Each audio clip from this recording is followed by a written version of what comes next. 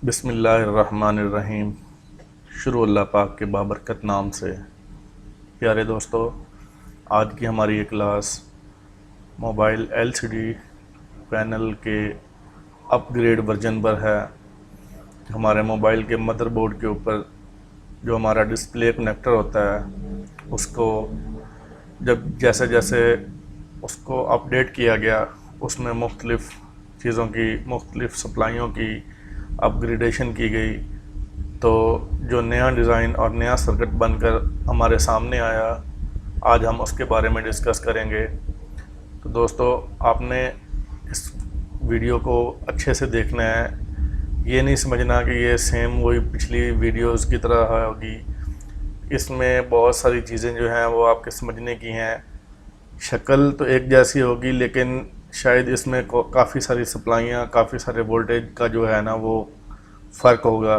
तो अगर आप इस वीडियो को तसल्ली से देखेंगे तो मेरे ख़्याल में कभी भी आप डिस्प्ले सेक्शन में कभी भी आपको कोई परेशानी नहीं आएगी और आप अपने मोबाइल को अच्छे से रिपेयर कर पाएंगे। तो बातों में वक्त ज़ाया नहीं करते और चलते हैं अपनी क्लास की तरफ। कंप्यूटर की स्क्रीन के ऊपर आज के जो टॉपिक हैं वो मैंने दो डिज़ाइन जो हैं, अल्ट्रा एचडी और एमोलेड डिस्प्ले जो है उसके बारे में मैं आज आपको समझाऊंगा। सबसे पहले हम अल्ट्रा एचडी डिस्प्ले के बारे में समझेंगे। तो आप देख सकते हैं कि ये सेम वही डायग्राम है, लेकिन इसमें कुछ सप्लाइयों का इजाफा होगा, कुछ वोल्टेज में चेंजिंग होगी।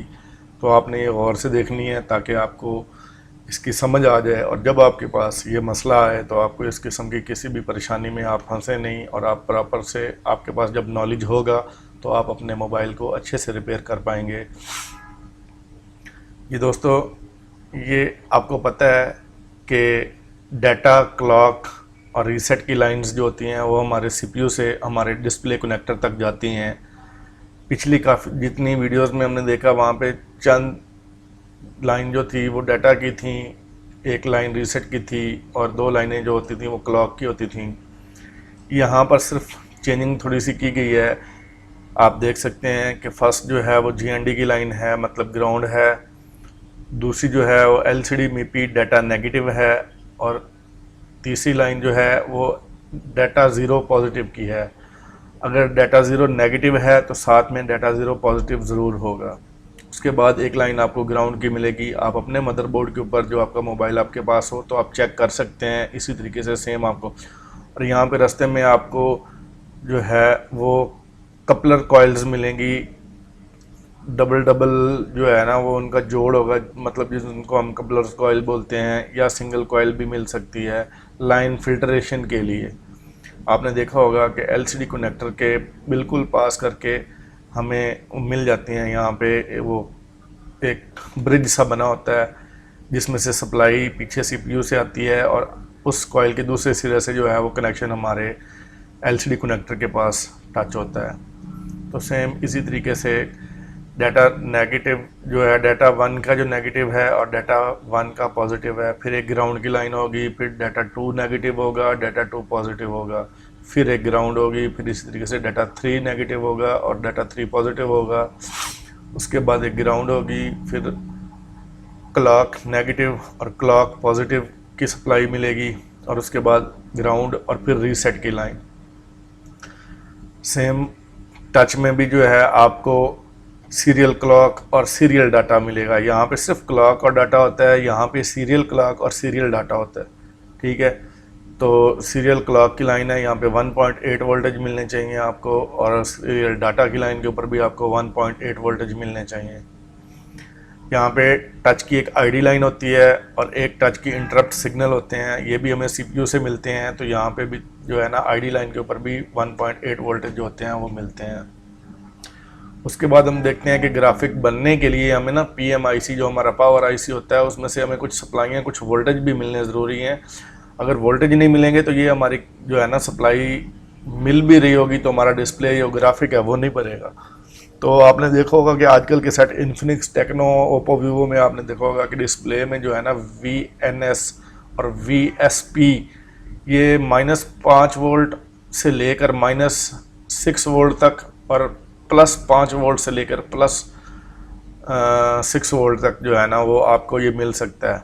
तो ये पहली लाइन VNS की है, तो ये -5 वोल्ट है, और ये VSP मतलब voltage sense negative, voltage sense positive, ठीक है। तो यहाँ पे 5 वोल्ट से लेके 6 वोल्ट तक आपको मिल सकता है, और यहाँ पे आपको जो है ना 5 वोल्ट माइनस से लेके 6 वोल्ट माइनस तक मिल सकता है। और उसके बाद LCD को जो है ना उसकी वोल्टेज ड्रेन टू ड्रेन जो है वो भी ज़रूरी है 1.8 वोल्टेज। अगर ये भी 1.8 वोल्टेज नहीं मिलेंगे तो भी जो है ना हमारा ये डिस्प्ले का ग्राफिक वो नहीं बनेगा।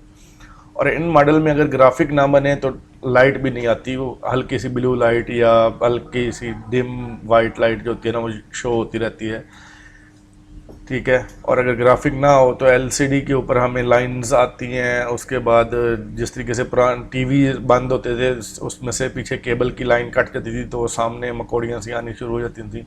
तो ऐसे मुख्तलिफ जो डिज़ाइन हैं वो हमें ग्राफिक ना बनने की सूरत में मिल सकते हैं। उसके बाद हमें LCD की लाइट को जलाने के लिए जो है ना उसका LED ड्राइवर जो होता है हमारा LCD IC लाइट IC होता है, उसमें से भी कुछ वोल्टेज मिलने ज़रूरी हैं।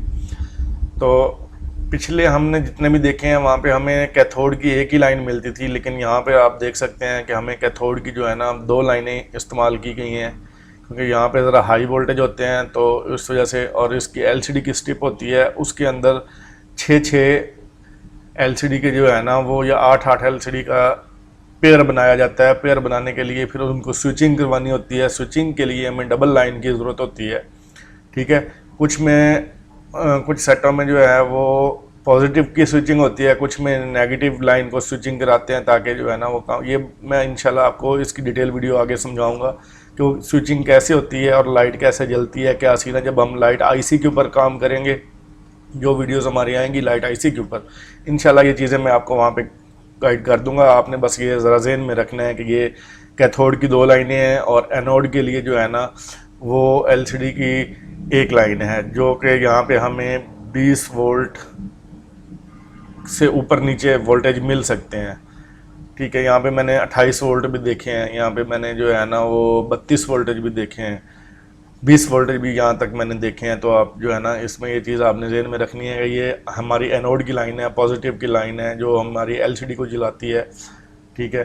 तो ये हमारी, और इसके बाद हमें एक PWM की लाइन जो है ना वो मिलना बिल्कुल ज़रूरी है। अगर हमें PWM की लाइन नहीं मिलेगी तो हमारी लाइट जो है ना वो वर्क नहीं करेगी, और उसके बाद जो है ना हम अपनी ब्राइटनेस को कंट्रोल नहीं कर पाएंगे कि हमारी LCD की जो ब्राइटनेस है ऑटो ब्राइटनेस होती है, या हम खुद उसको मैनुअली अपग्रेड डाउनग्रेड करते हैं, कम या ज़्यादा करते हैं, तो वो हम नहीं कर पाएंगे।